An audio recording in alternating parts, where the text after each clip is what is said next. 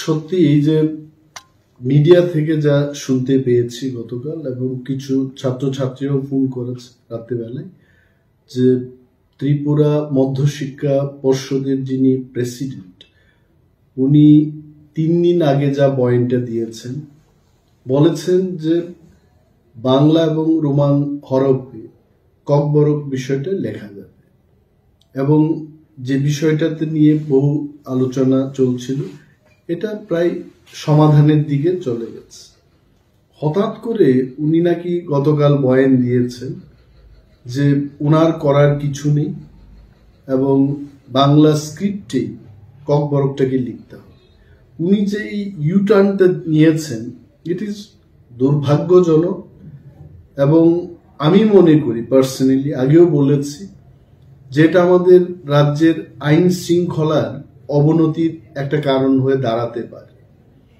ককবরক বিষয়টা আজকে থেকে 17-18 বছর আগে যেভাবে চলছিল, বাংলা এবং রোমান হরফে এটা লেখা হতো, হঠাৎ করে এইবার রোমান হরফে লেখা যাবে না, এই বিষয়টা কিন্তু এটা এখানেই থেমে থাকবে না। এবং আমি কেন বলছি বারবার যে আইন শৃঙ্খলার অবনতি হবে, student community will come up with agitation. আন্দোলন হলে কি হবে? স্ট্রাইক হবে, বন্ধ হবে, এক জায়গার মানুষ অন্য জায়গায় যেতে পারবে না। ব্যবসা বাণিজ্যের ক্ষেত্রে, মানুষের দৈনন্দিন জীবনে এটা কিন্তু তার একটা ব্যাড এফেক্ট চলে আসবে। তো আমি as a leader of opposition এখনো বলছি যে এই বিষয়টাকে মাননীয় মুখ্যমন্ত্রী, যিনি ওই দপ্তরেরও মন্ত্রী, ওনাকে দেখা উচিত।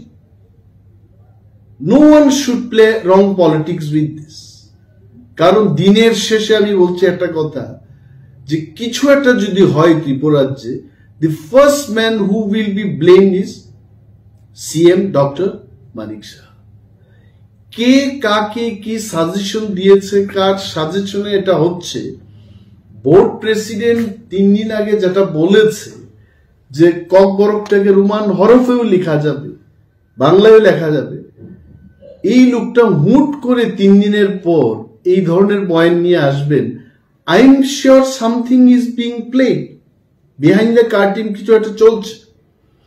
কিন্তু আন্দোলনের পরিণতি এবং আইন শৃঙ্খলার অবনতির কারণ, এই দায়ভারটা কার ঘাড়ে চাপবে, এটা তার জন্য কিন্তু সরকার এবং মাননীয় মুখ্যমন্ত্রী দায়ী থাকবে। আমার মনে হয় it is my suggestion to the government, my humble suggestion. আমি গভর্নমেন্টকে, আমি সেই ব্যক্তি নয় যে গভর্নমেন্টকে সঠিক বা সাংঘাতিক কিছু পরামর্শ দিতে পারবো, কিন্তু আমার মনে হচ্ছে যে মাননীয় মুখ্যমন্ত্রী এই বিষয়টাকে গুরুত্ব দিয়ে দেখে যেভাবে আগে চলতো ওইভাবেই করলে পরে কিন্তু ভালো হবে। প্রথম ব্যাপার হচ্ছে যেটা আপনি জিজ্ঞেস করেছেন, যে আমাদের এখানে কোনো ইনফ্রাস্ট্রাকচার নেই। এই ব্যাপারে কিন্তু আমি আগেও বলেছি, 17 বছর ধরে রোমান স্ক্রিপ্টে যারা লিখছে তাদের পেপার কারেকশন হচ্ছে। তাহলে ওই টিচাররা কোথা থেকে আসলো তখন? এই 17 বছরের যে ধারাবাহিকতা, এটাই প্রমাণ করছে যে আমাদের কাছে ইনফ্রাস্ট্রাকচার রয়েছে। এবং ত্রিপুরায় এমন কোনো টিচার নেই, আমি দায়িত্ব নিয়ে বলছি, ত্রিপুরায় যারা পড়াশোনা করছে সিবিএসসি থেকে, ক্লাস 1 থেকে ABCD পড়ানো হয়ে থাকে, রোমান স্ক্রিপ্ট কেন জানবে না? 1 নম্বর। 2 নম্বর, এই যে সিবিএসসির লেটারের অপেক্ষায় আছেন এবং সেই কারণেই TBSC সিদ্ধান্ত নিতে পারছে না, উনি এটাই তো বলেছেন।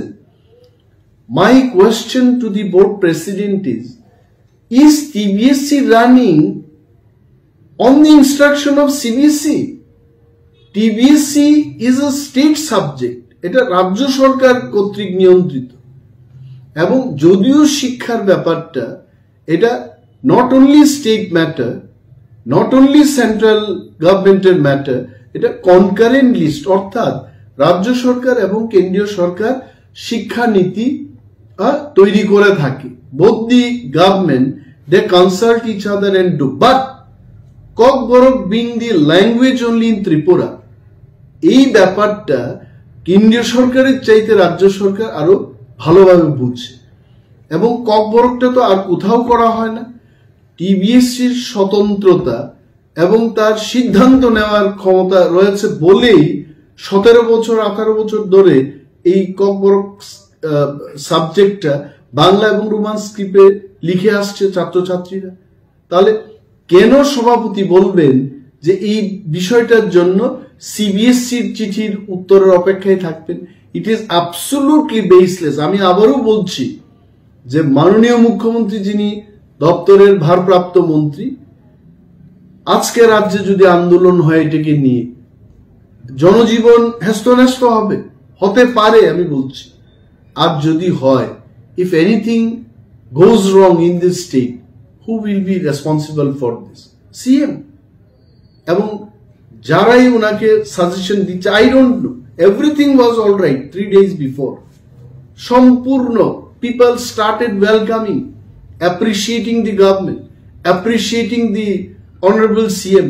হঠাৎ করে এই জায়গা আবার ওনারা চলে যাবেন, এটা কিন্তু দেখার ব্যাপার আছে। My appeal, my humble suggestion to the government is, আগের যে প্রথা ছিল সেই প্রথাটিতে চালু থাকুক, এটাই আমার বক্তব্য থাকে।